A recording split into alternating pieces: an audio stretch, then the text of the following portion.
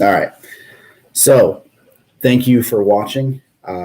What these videos will hopefully be is just a devotional time to offer some things to reflect on as we try and navigate what life looks like during our social distancing and quarantine and all that stuff. And uh, unlike our Thursday get togethers, this won't be so much interaction based. It's just some things to reflect on, to pray on, and just to maintain a principle of staying rooted in what God has to say to us.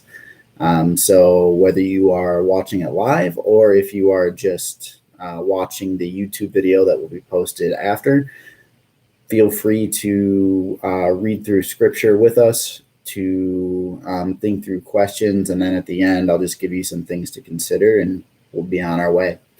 We're going to look at Mark 7, verses 1 through 8. If you have a Bible near you, feel free to jump there and we'll pick it up. And in this point in scripture, Jesus is full on involved in his ministry. People know who he is.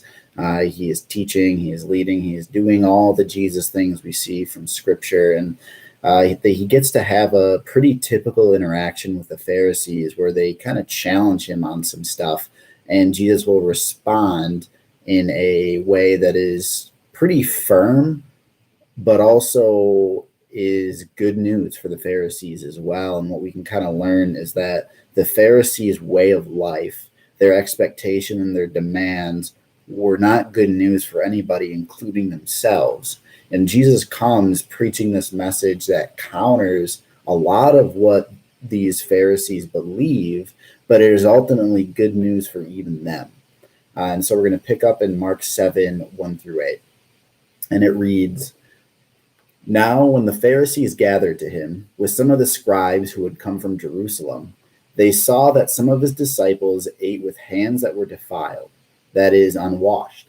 For the Pharisees and all the Jews do not eat unless they wash their hands properly, holding to the tradition of elders. And when they come from the marketplace, they do not eat unless they wash. And there are many other traditions that they observe, such as the washing of cups and pots and copper vessels and dining couches." And the Pharisees and the scribes asked him, "Why do your disciples not walk according to the tradition of the elders, but eat with defiled hands?" And he said to them, "Well, did Isaiah prophesy of you hypocrites? As it is written, 'This people honor me with their lips, but their heart is far from me. In vain do they worship me, teachings as doctrines the commandments of men. You leave the commandment of God and hold to the tradition of men.'" So this verse, this passage focuses a lot on what we see all throughout scripture, is that the Jewish people were very ritualistic and ceremonial in their practices and in their beliefs. And so that is a kind of interesting thing to me. I think it's pretty cool the way that they live their life. And throughout history, actually, especially when sicknesses were pretty widespread, I guess kind of like it is now, Jewish communities were actually much better off because they had really strict practices of cleanliness. But what's important to keep in mind is that for them, this wasn't the same as let's wash up before dinner and just, good hygiene. Ritualistic cleanliness was foundational in their faith. To have your hands clean, to be clean, was to be right before God. And so to be unclean was to not only be, I guess, dirty, but unclean before God. There was kind of rightness and wrongness before God. And that's a pretty huge deal to these Pharisees and to the Jewish community in general. And so we can recognize that if these disciples aren't washing their hands, that's not just a hygiene thing again, that's significant. But what Jesus tells them and the way he responds is also really significant. He tells them that they have praised God with the way that they talk and the things that they say and kind of their public selves. So I guess our equivalent today could be they go to church, they go to youth group, they're part of small groups, they do church things. They don't say cruel or harsh or, oppressive things in public. They're not anti-Jewish with their public image, but the state of their hearts is a really different reality. The state of their hearts is that they have come to love their traditions more than they actually love God. And we can think about it like this: they have a lifestyle built around that, their customs and their practices. It just kind of defines who they are. And similarly, we have a lifestyle built around the things we value. If we think back before we were all quarantined and isolated, we had hobbies and interests and practices and things we did and we enjoyed. Some of them were just responsibilities and we had to do them. But a lot of them were things that we found important enough to do regularly. We valued them to a certain extent. And so they became this regular practice.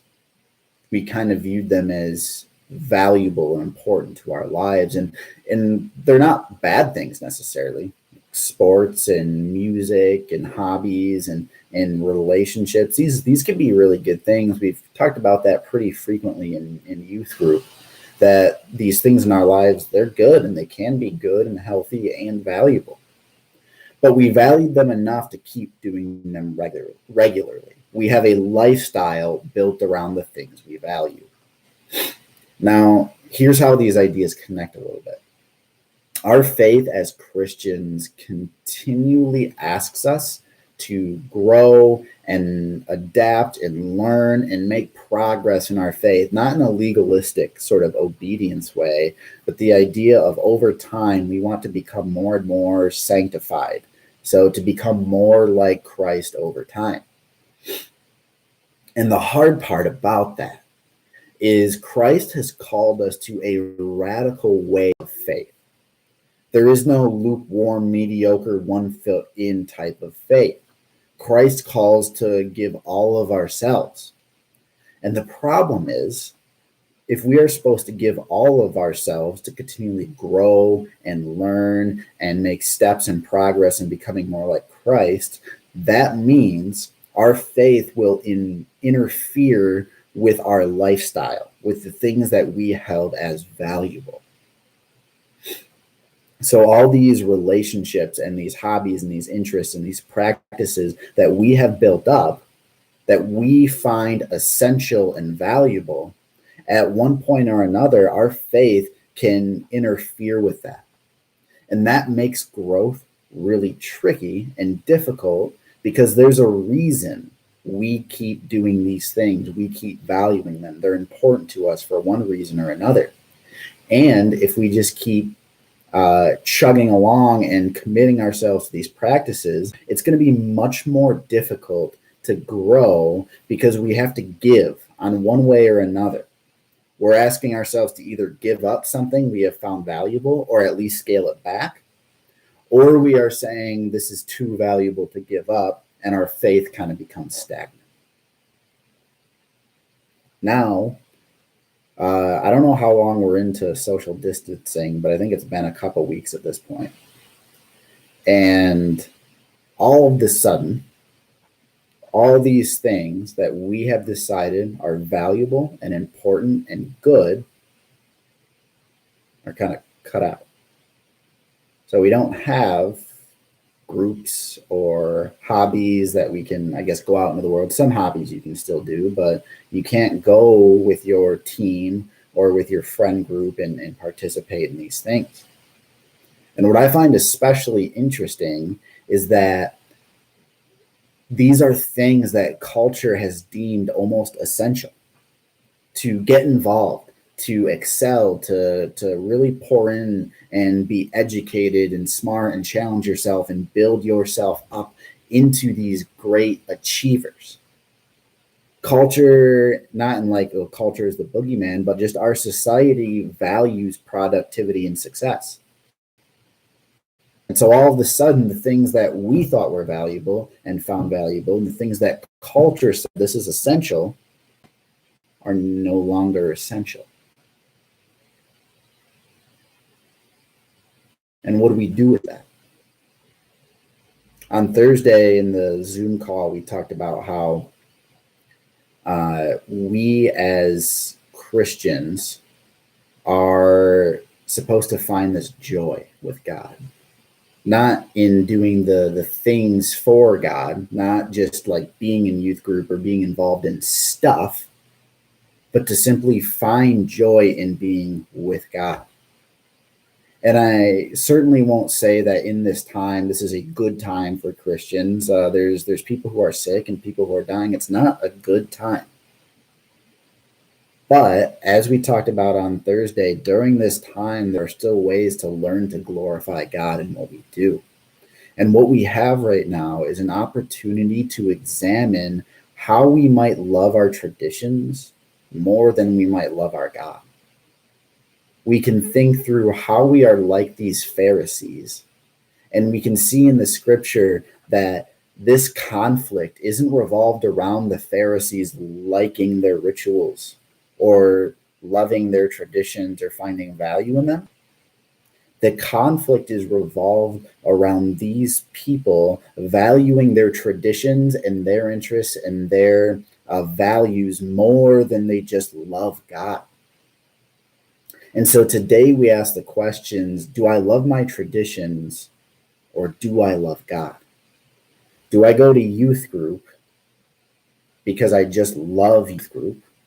Or do I play a sport because I just love sports? Or ultimately, at the core of everything that we are, do we simply love God? Do we find joy in Him alone?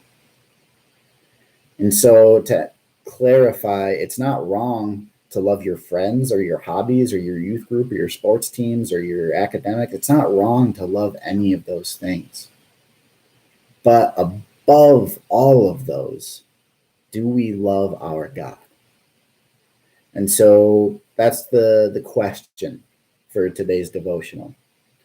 Reflect just kind of on what you've built your life on.